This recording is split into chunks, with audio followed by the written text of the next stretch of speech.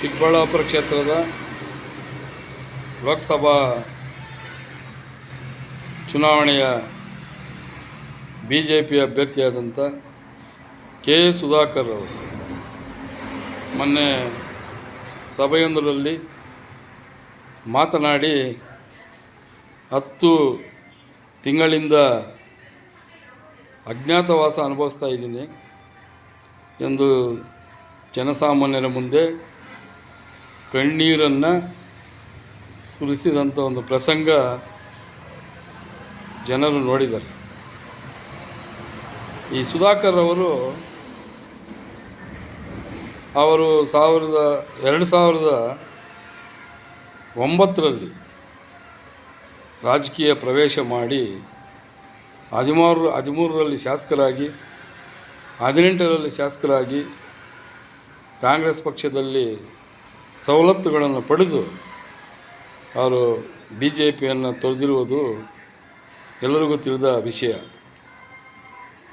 ಅವರು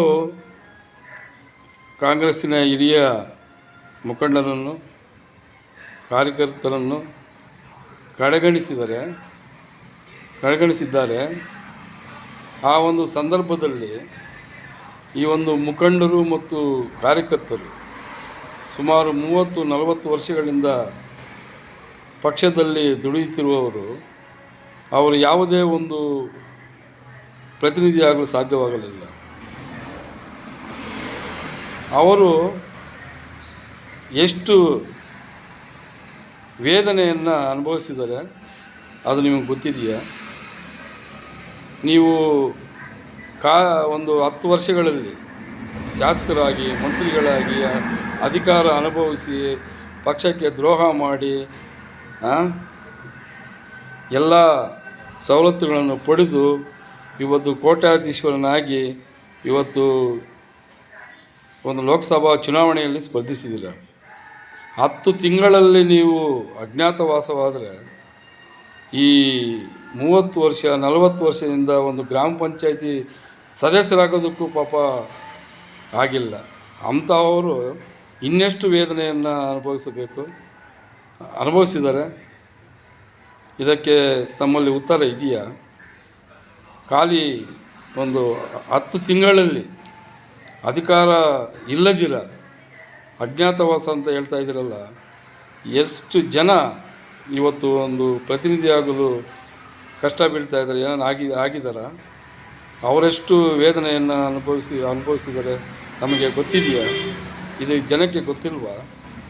ಈ ಥರ ಮೊಸಳೆ ಕಣ್ಣೀರು ಸುರಿಸಿ ಜನರನ್ನು ಮರಳು ಮಾಡಲು ಯತ್ನಿಸ್ತಾ ಇದ್ದೀರಾ. ಇದು ಜನರಿಗೆ ಗೊತ್ತಿದೆ. ನಿಮಗೆ ಈ ಚುನಾವಣೆಯಲ್ಲಿ ಪಾಠ ಕಲಿಸ್ತಾರೆ ಅಂತ ನಾನು ಈ ಸಂದರ್ಭದಲ್ಲಿ ತಿಳಿಸಲು ಇಚ್ಛಪಡ್ತಾ ಇದ್ದೀನಿ. ಮತ್ತು ಈಗ ರಕ್ಷಾರಾಮಯ್ಯನವರು ಒಳ್ಳೆಯ ಒಂದು ಕುಟುಂಬದವರು, ಒಂದು ಸಮಾಜ ಸೇವೆಯನ್ನು ಮಾಡ್ತಾ ಇರುವಂಥವರು. ಅವರಿಗೆ ಸಾರ್ವಜನಿಕರ ಒಂದು ಒಲವು ಇದೆ. ಇಂಥ ವ್ಯಕ್ತಿಗೆ ಇವತ್ತು ಜನ ಮನ್ನಣೆ ನೀಡ್ತಾರೆ. ಆದರೆ ನಿಮ್ಮಂಥ ಭ್ರಷ್ಟಾಚಾರಿಗಳಿಗೆ, ನಿಮ್ಮಂಥವರಿಗೆ, ನಿಮ್ಮಂಥ ಒಂದು ಹಗರಣಗಳನ್ನು ಮಾಡಿ ಇವತ್ತು ನ್ಯಾಯಾಂಗ ತನಿಖೆ ಒಪ್ಪಿಸಿದ್ದಾರೆ. ತನಿಖೆ ಪ್ರಗತಿಯಲ್ಲಿದೆ. ಇಂಥವರಿಗೆ ಜನಸಾಮಾನ್ಯ ಮಣೆ ಹಾಕ್ತಾರೆ. ಇದು ಧರ್ಮ ಅಧರ್ಮಗಳ ಮಧ್ಯೆ ನಡೆಯುತ್ತಿರುವ ಹೋರಾಟ. ಇಂತಹ ಒಂದು ಮತ ಯುದ್ಧದಲ್ಲಿ ಧರ್ಮ ಉಳಿತದೆ ಹೊರತು ಅಧರ್ಮ ಉಳಿಯೋದಿಲ್ಲ ಅಂತ ಹೇಳ್ತಾ, ಈ ಒಂದು ಚುನಾವಣೆಯಲ್ಲಿ ಕಾಂಗ್ರೆಸ್ ಪಕ್ಷದ ಅಭ್ಯರ್ಥಿ ರಕ್ಷಾರಾಮಯ್ಯನವರು ಅತ್ಯಧಿಕ ಬಹುಮತಗಳಿಂದ ಗೆಲ್ತಾರೆ ಎಂಬ ಒಂದು ಆಶಾಭಾವನೆ ವ್ಯಕ್ತಪಡಿಸಿ ನನ್ನ ಮಾತುಗಳನ್ನು ಮುಗಿಸ್ತಾ ಇದ್ದೀನಿ. ಜೈ ಹಿಂದ್, ಜೈ ಕಾಂಗ್ರೆಸ್.